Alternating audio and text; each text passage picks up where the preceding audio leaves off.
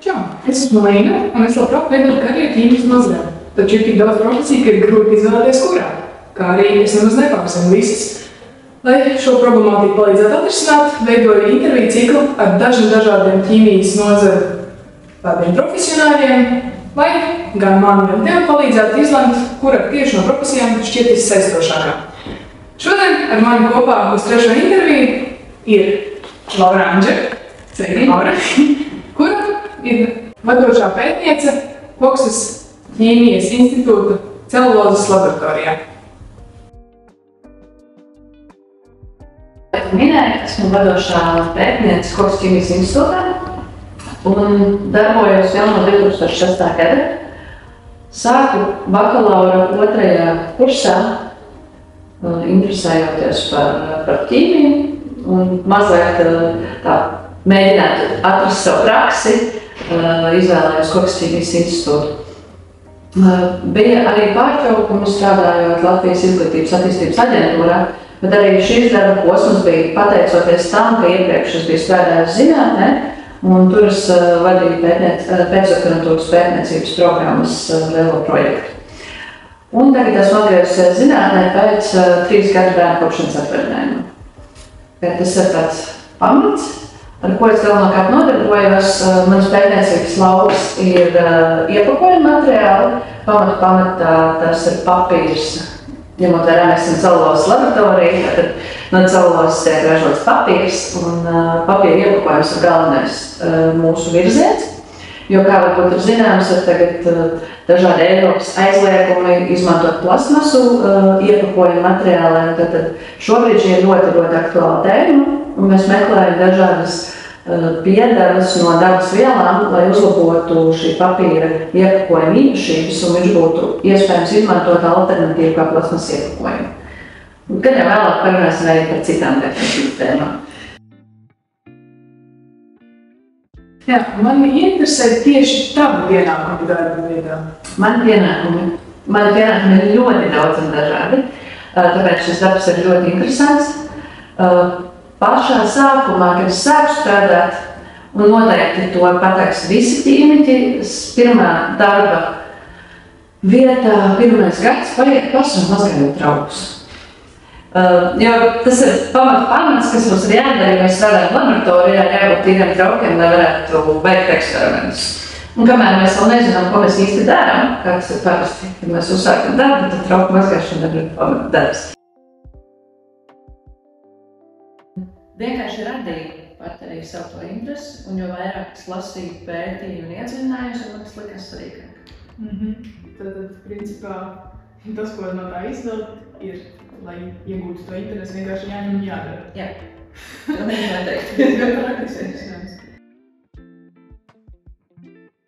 Atgriežoties pie tā, ko tu jau teici mazliet sākumā, tavs darbs koncentrēs par to, ka daudz jālasa, daudz jāinformējas, Daudz jāapgūst, daudz jālasa, jā. Jā, un tāpēc man bija tāds jautājums, vai profesija kaut kādā veidā ir ietekmējusi arī tavu ikdienas dzīvi, tavus hobijus? Jā, noteikti.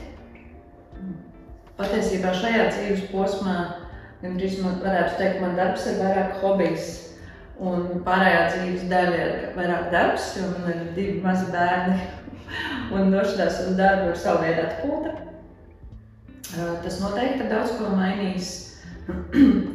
Un kopumā tas zinātnieka darbs ir tāds, kas nemaz tik ļoti neprasa pēc kaut kādiem papildus hobijiem. Es patiešām ļoti izbaudu to procesu, ko es daru, un tas sniedz tik milzīgi gandarījumu. Bet, ja mēs runājam par kaut kādu veidu atpūtu, tad tie ir cita veida darbi, ko es daru, lai atpūstos. Piemēram, pagājušajā vasarā atjaunoju mēbeles lauku mājā, vienkārši tapsēju un pāršu mēbeles. Tādā veidā relaksējoties un atslēdzoties no ikdienas. Jo tagad tu strādā zinātnē, ir ļoti liela prāta noslodze. Diezgan ilgi iznāk, ka smadzenes vienkārši domā, pat negribot. Un tad tāds fizisks, praktisks darbs īstenībā palīdz atslēgties. Iepriekšējās intervijās, intervētos sievietes minēja to, ka tomēr, lai kļūtu par labu ķīmiķi, ir nepieciešami daudz hobiju. Tā kā ārpusskolas aktivitātes vienkārši sev attīstītu ārpusē. Ko tu ieteikti jaunietim skolā tā pamatīgi? Es domāju, ka es piekrītu par ārpus laika aktivitātēm, jo tas attīsta ļoti vispusīgi un patiesībā labam profesionālim, pat jebkuru profesiju, ko mēs izvēlēsimies, ļoti svarīgi, ka mēs esam vispusīgi attīstījušies. Un, piemēram, zinātnē ir interesanti tas, ka, kā es minēju, tā problēma risināšana radošā veidā, ir interesanti tas, ka tev uzrodas kāda problēma, un tu to risinājumu atrodi caur to, ko tu kādreiz esi darījis kādā savā hobijā, kas vispār nav saistīts ar ķīmiju. Un, kā jau es minēju, es pat arī skolas laikā nodarbojos ar ļoti daudz citām nodarbībām, tautiskās dejas, basketbols, teātris, mūzikas skola, tas viss bija lietas, ar ko es nodarbojos. Vēlāk es tautisko dejas arī saglabāju ilgstoši, kā savu hobiju, bet tagad pēc bērnu piedzimšanas neesmu atgriezusies, lai gan to plānoju, un iespējams, ka arī varbūt tuvākajā laikā atgriezīšos, bet pašlaik tāds mans hobijs ir vairāk pavadīt laiku ar ģimeni, tad mēs dodamies kādos izbraucienos, ekskursijās, pārgājienos, tādā veidā. Dzīvi jau nesastāv tikai no hobija, tāpēc es tev gribēju pajautāt, kas tieši jaunietim, kuram tieši šis interesē, būtu skolā tieši priekšmetu līmenī padziļināti jāapgūst, lai labi spētu tikt līdz visam? Ja neskaitam pašu ķīmiju un matemātiku, bez kuras neizbēgt tādā eksaktā priekšmetā, un matemātika būs ļoti svarīga tieši studiju laikā. Un tālāk matemātika īstenībā būs jautājums, kuru virzienu mēs izvēlēsimies, jo es beidzu fizikālo ķīmiju, un tur ir ļoti daudz augstākās matemātikas. Bet tālāk profesijā varbūt man tas ir stipri mazāk jāizmanto, bet man ir pietiekoši daudz kursu biedri, kas fizikālajā ķīmijā darbojoties, un joprojām ļoti daudz izmanto arī matemātiku. Bet skatoties, teiksim, manā darbā, laikam bioloģija ir vēl viens priekšmets, kur ir vērts iedziļināties. Jo, ja mēs izvēlēsimies ķīmiju, kas ir saistīta ar dabu, kas ir šī gadījumā koksnes ķīmija un biomasa, dažādi veidi biomasa, ko mēs tagad strādājam, tad arī bioloģija ir ļoti svarīgs priekšmets, kur mācīties. Kaut gan ķīmija nebija tava pirmā izvēle. Cik liela ķīmiķotāja tu biji vidusskolā? Kādas bija atzīmes, kā gāja vai saprati? Vidusskolā es biju ļoti veiksmīga ķīmijā, jo, kā jau minēju, tās privātas stundas, 8 nodarbības, un vēl joprojām saka, ka tas ir fenomenāli. Pamatskolā man bija šīs privātas stundas, un vidusskolā man bija brīnišķīga skolotāja Grāvera, Valmieras valsts ģimnāzijā, un pie viņas bija interesanti mācīties, un pie viņas izstrādāja arī zinātnisko darbu. Tāda mājās ķīmiķošana nebija mana aktualitāte, tas tā kā vēlāk laikam, bet noteikti pieminēšu par ķīmiķiem, ko mums teica profesors Tehniskajā universitātē, ka ir 2 veidi ķīmiķi. Ir spridzinātāji un ir indētāji. Tā kā es nepiederēju pie spridzinātājiem, tad es mazāk iesaistījos tajā kompānijā, kur bija mums klasē puiši, kuri taisīja arī spridzekļus un tā, bet par to indēšanu, par to mēs varam vēl kādreiz padomāt.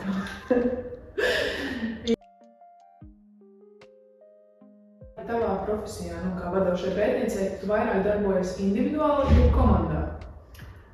Noteikti tas ir komandas darbs, ļoti liels komandas darbs. Gan pašu eksperimentu veikšanā, jo viens cilvēks tādu apjomu nevar veikt, gan tīri tādu risinājumu meklēšanā. Un piedaloties arī vairākos pētījumos, vienlaicīgi ir interesanta tā lieta, ka tu tā kā atrodi risinājumu meklējot vienai problēmai risinājumu, tu atrod risinājumu citai problēmai. Tā paralēli pēkšņi atrod uzplaiksnī kāda ideja, kā to varētu atrisināt. Pateicoties tam, ka tu runāsi ar kādu citu cilvēku, kas ir tavā komandā, varbūt dara tajā brīdī pilnīgi citus darbus. Tā kā tas komandas darbs ir milzīgs, man ir brīnišķīga kolēģi Inese, kas arī ir vadošā pētniece, un mēs abas tā kā vairāk gatavojam tos projektu pieteikumus un strādājam kopā. Otrs ir komandas cilvēki, kas veic eksperimentus un ļoti kārtīgi un pedantiski strādā pie rezultātiem. Un tad ir kolēģi, ar kuriem tiek pārunāti rezultāti, ar kuriem kopā tiek meklēts, teiksim, iemesls, kāpēc mēs esam ieguvuši tādus rezultātus, kādus mēs esam ieguvuši. Un ir vajadzīgi savādāk rezultāti, tad tiek pārunāts, kā viņus varētu iegūt savādāk. Viens cilvēks to nevar visu zināt, kas ir komandas darbā. Papildus jautājums par to komandu. Vai tu vienmēr strādā ar vieniem un tiem pašiem cilvēkiem, ja katru reizi mainās un tieši tā iepazīst jauns cilvēks? Sākotnēji, kad es sāku strādāt institūtā, bija tāda ļoti strikti ieturēta laboratorija vide, un mēs strādājām tikai konkrētās laboratorijas ietvaros un ļoti maz sadarbojāmies ar citiem kolēģiem. Tagad arī braucot uz konferencēm, tajā laikā pirms 10 gadiem bija ļoti raksturīgi, ka bija celulozes pētnieki, tad visi pētīja tikai celulozes, papīru, varbūt nanocelulozes, bet principā nebija saistīti ar citām tādām nozarēm. Tad šobrīd ir ļoti aktuāla tā saucamā multidisciplinaritāte, kad cilvēki sadarbojās un pārliek dažādus tematus no viena uz otru un sadarbojās vairs pat ne tikai institūti iekšienē ar citām laboratorijām, bet arī ar citām iestādēm. Ļoti aktuāli šobrīd ir, piemēram, izstrādātās tehnoloģijas, ekonomiskā un ietekmi uz ekonomiku un ietekmi uz dabu. Un to pēta citi, tur ir gan sociologi, gan ekonomisti, gan citi, teiksim, nozars pārstāvji, tā kā šī sadarbība ar citiem cilvēkiem ir ļoti aktuāla. Tas vairs nav tikai vienas laboratorijas ietvaros, bet mēs satiekam ļoti daudz cilvēku. Jā, jābūt draudzīgām. Jā. Kādu dzīves gudrību tev tāda ir? Tu nodotu jaunietiem, kas tiešām palīdz izturēt šo? Dzīves gudrības. Droši vien viena ir tā, ko es noteikti jebkuram jaunietim gribu pateikt, jebkuras profesijas izvēlē, jūs varat jebko, ko jūs gribat. Tas arī nebaidīties un apzināties, ka jūs varat sasniegt jebko, ko jūs vēlēsieties.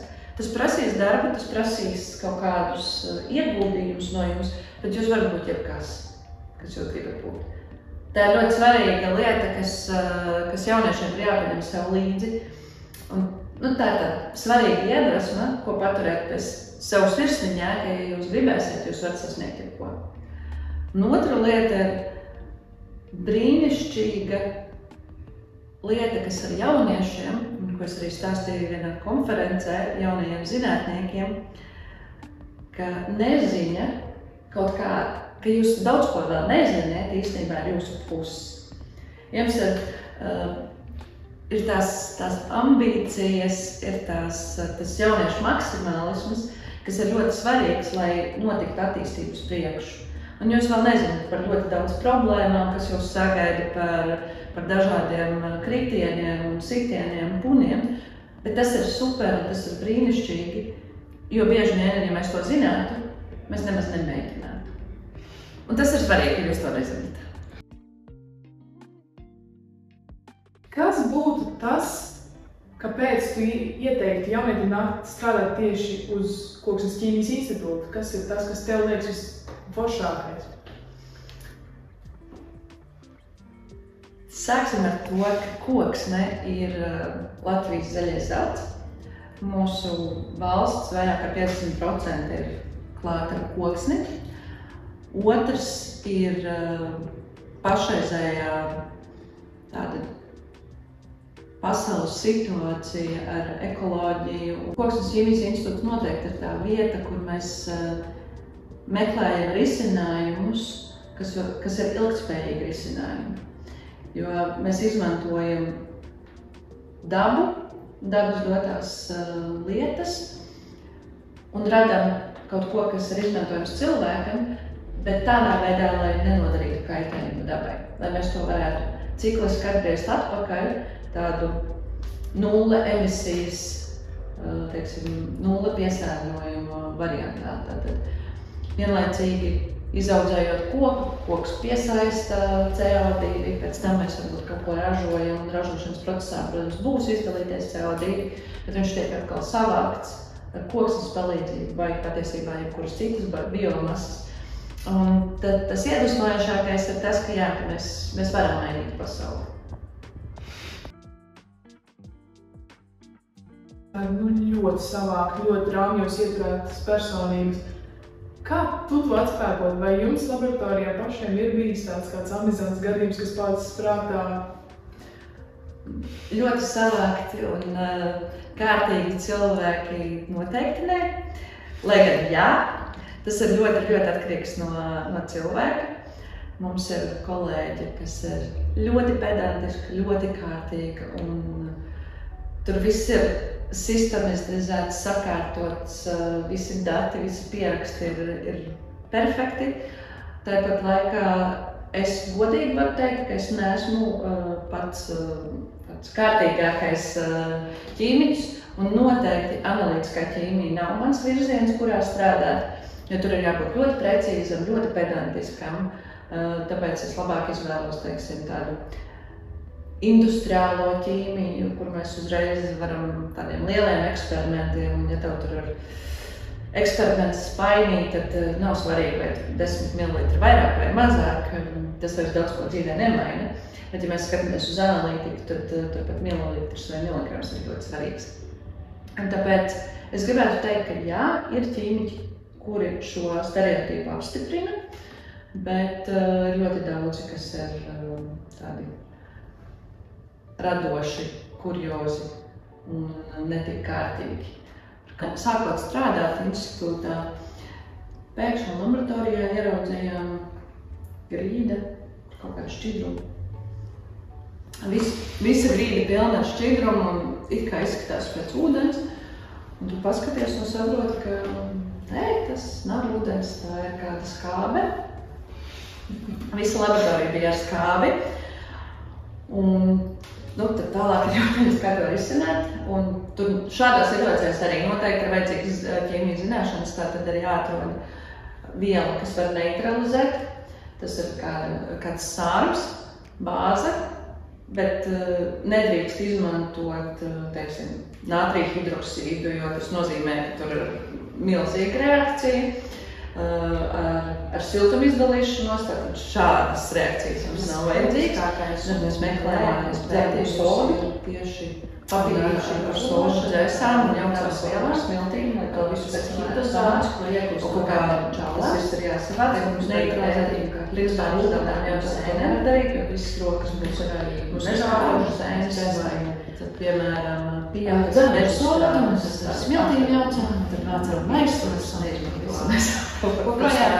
izrādījās, ka mums skatīgi bija stāvējuši, kur var izdalīt šo kitozānu skābes. Un viņi ievienoja iespējams uz otru papīra nitru izturību. Un bija samotināts skābīt reizes izpūtas. Tas bija ļoti svarīgi. Tas ir viens gadījums, jā, darīt atceroties ar aktuāli.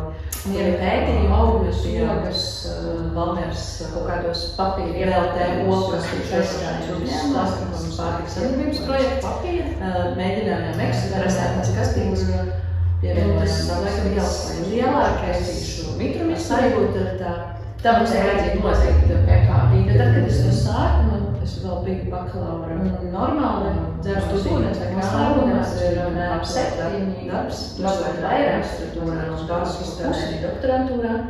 Un tad mēs uzzinājām daudziem gadiem kolēģi prasīja, viņi teikšu, kam uzņēma vajadzīgs, tas ir pārāk sistēmas, un dažādu piedevu dēļ, tas uzzinās ar plasmasu.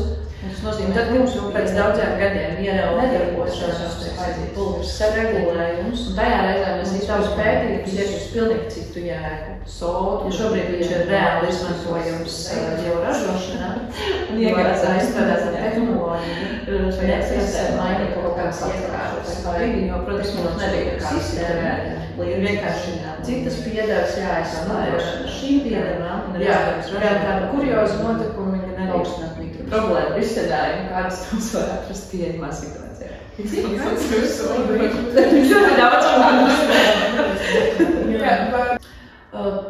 Tas būs ļoti atkarīgs no izaicinājuma ķīmijas virziena. Ļoti daudz, nepārtraukti.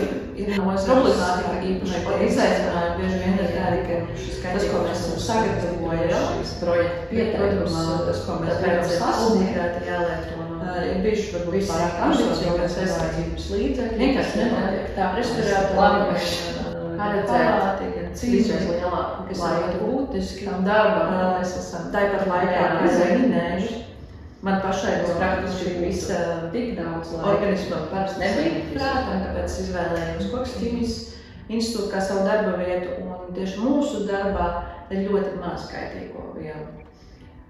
Varu minēt varbūt sērskābe, kas ķīmiķiem nav pats briesmīgākais, varbūt natrija sārs, kas arī ļoti labi pieminētā soda.